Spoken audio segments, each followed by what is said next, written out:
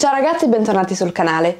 Io sono Clelia e sono qui per condividere con voi la mia passione per l'arte e i viaggi. Oggi un nuovo video insieme in giro per i musei. La settimana scorsa infatti sono ritornata per qualche giorno a Palermo, la città in cui sono nata e cresciuta, e ho avuto l'occasione di visitare, dopo alcuni anni, alcuni dei musei più interessanti della città. Se volete quindi scoprire quali sono i miei 3 musei preferiti di Palermo, vi consiglio di rimanere. E se non volete perdere anche i prossimi video dedicati ai viaggi, alla storia dell'arte e al mercato dell'arte, iscrivetevi al canale e attivate la campanella, così da non perdere nulla. Se c'è un ricordo di quando ero bambina che porterò sempre con me, è di sicuro legato alle 1000 volte con mia madre, in giro per i musei, ad inventare storie davanti alle opere d'arte. Questo associato alla sua abitudine di girare in macchina per Palermo e raccontare dei palazzi e dei loro abitanti alcuni secoli prima. E uno dei musei in cui ho trascorso più tempo da piccola è Palazzo Abbatellis, che oggi è sede della Galleria Regionale della Sicilia. L'architettura è stupenda e risale al 1400.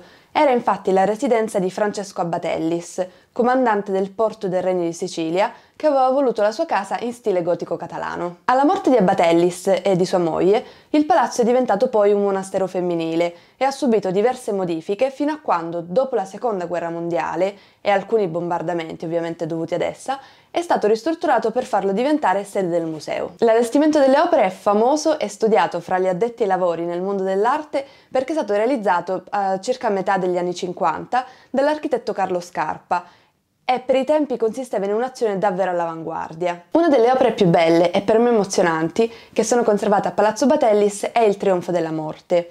Si tratta di un immenso affresco realizzato intorno al 1440 per un altro palazzo della città, Palazzo Sclafani, l'ospedale voluto dal re Alfonso il Magnanimo. L'opera fu staccata nel 1940 per motivi di conservazione ed esposta dal 1954 a Palazzo Abbatellis. La protagonista è la morte, che in forma di scheletro cavalca armata al centro dell'opera. Sotto di lei la società medievale viene attaccata, però non tutti. La morte infatti attacca chi non si accorge di lei, quindi a sorpresa, e in particolare attacca la nobiltà. La scena è ambientata in uno splendido giardino, ma non ci sono soltanto gli aristocratici. Sulla sinistra infatti un gruppo di povera gente sta implorando di essere uccisa per poter mettere fine probabilmente alla propria sofferenza.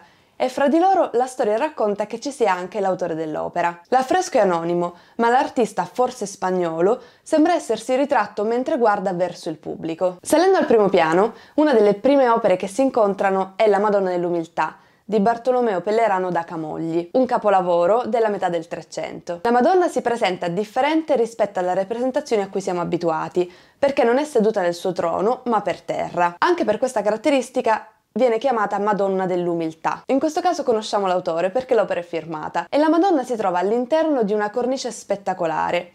In linguaggio tecnico si direbbe edicola marmorea trilobata su colonne tortili. In sintesi, la sua figura è all'interno di una finta architettura, divisa in 3 parti, che rende l'idea di un marmo con delle colonne avvolte a spirale. L'ultimo particolare da guardare insieme è la base del dipinto, dove è riunita una folla di uomini in cappuccio bianco. Si tratta della confraternita dei disciplinati, famosi per i loro cappucci bianchi, appunto.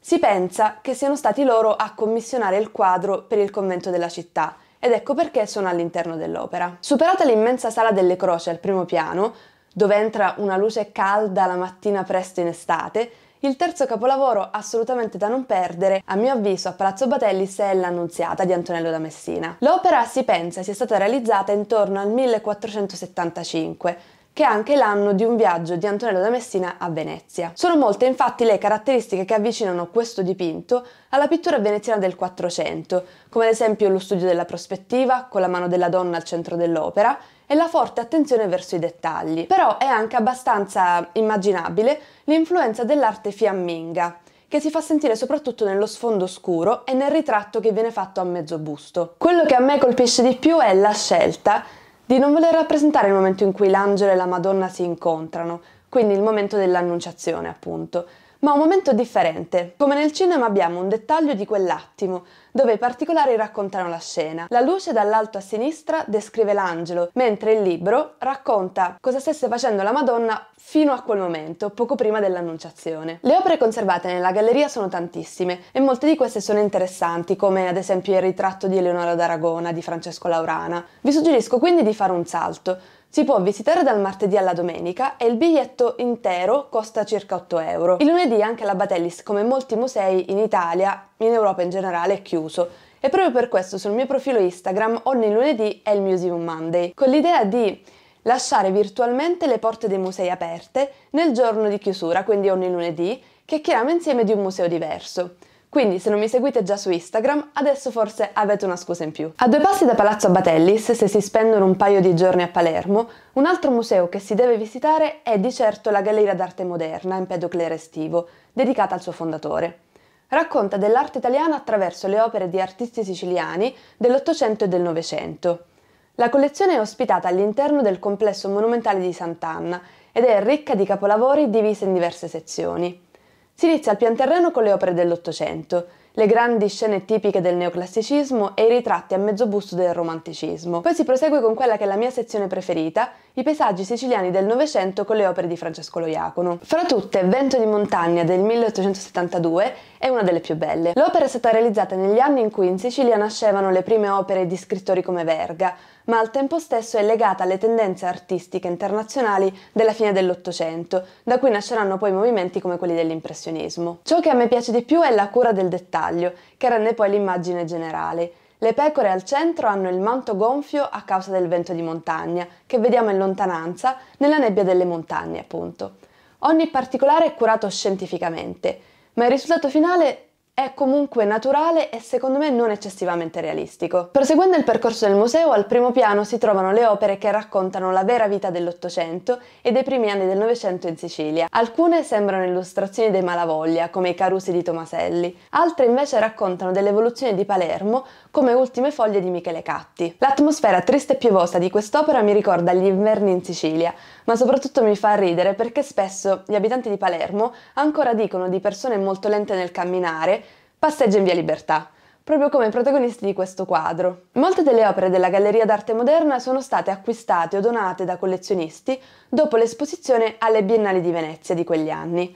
Questo fa capire come, già allora, la Biennale avesse un ruolo chiave nell'incontro fra artisti e nella scoperta dei movimenti più all'avanguardia. Una di queste è Il peccato di Franz von Stack, acquistato dalla Galleria alla Biennale del 1909, perché è icona della secessione di Monaco e del movimento del simbolismo. Eva viene rappresentata sensuale su uno sfondo scuro accompagnata dal serpente che l'ha indotta al peccato nel raccogliere la mela. Ci sono diverse versioni di quest'opera e mi è capitato di vederne un'altra a Monaco di Baviera alla Neue Pinakothek. L'ultima sezione del museo è dedicata al Novecento siciliano, con opere di Campigli, Casorati, Sironi, Pirandello e naturalmente Guttuso. Di Guttuso sono esposti il suo famosissimo autoritratto, ma soprattutto una delle opere che io preferisco, che è anche un po' meno conosciuta, Nudo del 1960. La tecnica mista che caratterizza quest'opera la rende per me un piccolo capolavoro. La donna di spalle legge il giornale ed è rappresentata con un misto di china, giornale in collage e acquerello. L'intero percorso della galleria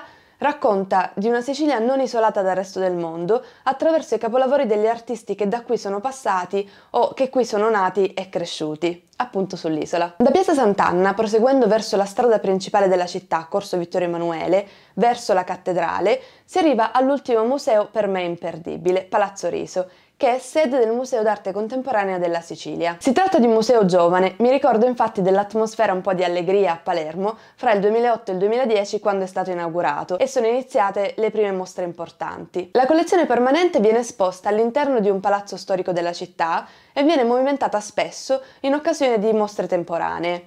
Solitamente infatti quando lo si visita ci sono sempre almeno un piano dedicato ad una mostra e uno alla collezione. Quando sono andata io la settimana scorsa erano gli ultimi giorni di una mostra dedicata all'artista siciliana Rossella Leone, che lavora sul tema delle relazioni e del nostro rapporto con l'ambiente che ci circonda. Le sue opere mi hanno colpito particolarmente per l'uso dei materiali, ma anche per la relazione con alcuni luoghi della mia Sicilia. Invece, sempre in questa occasione, la collezione permanente con opere di Carla Accardi o Turi Simeti ed Emilio Sgro si trovava al secondo piano, Tutte le opere sono sempre legate all'attività in Sicilia di artisti che dagli anni 50 in poi sono passati dall'isola o hanno interagito con il territorio per via di progetti particolari talvolta. Dipende dal periodo, ma si possono ritrovare lavori di land art, così come dipinti e sculture. Sinceramente io sono molto favorevole al fatto che l'esposizione cambi spesso, perché dà la possibilità, secondo me, anche a chi abita in città, di ritornare altrettanto spesso nel museo e trovare sempre qualcosa di nuovo.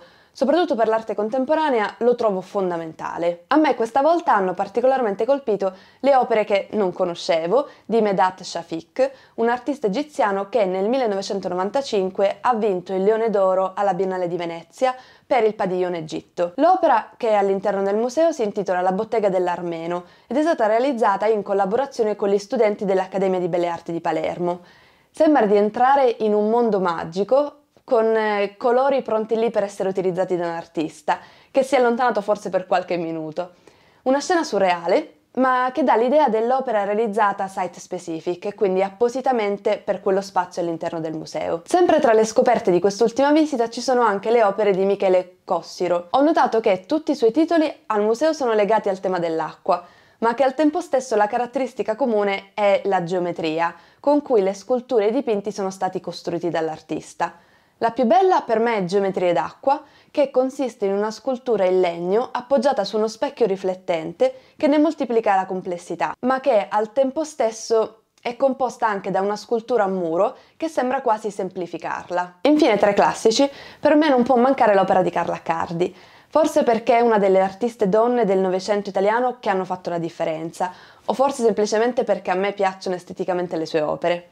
Quella che colpisce di più al centro della sala è Rotolo del 1965, 2 cilindri di Sicofoil, che è una plastica trasparente che deriva in realtà dalla cellulosa e che può essere facilmente modellata e quindi dipinta, sono in questo caso dipinti con delle linee curve di un color rosso corallo, che è tipico del trapanese, dove l'Accardi è nata. Come vi dicevo, il percorso espositivo cambia abbastanza spesso, quindi è un museo in cui vale la pena andare, ma vale la pena soprattutto ritornare se è possibile. Ovviamente ci sono tanti altri posti della città di Palermo che vale la pena visitare e di cui ti parlerò presto.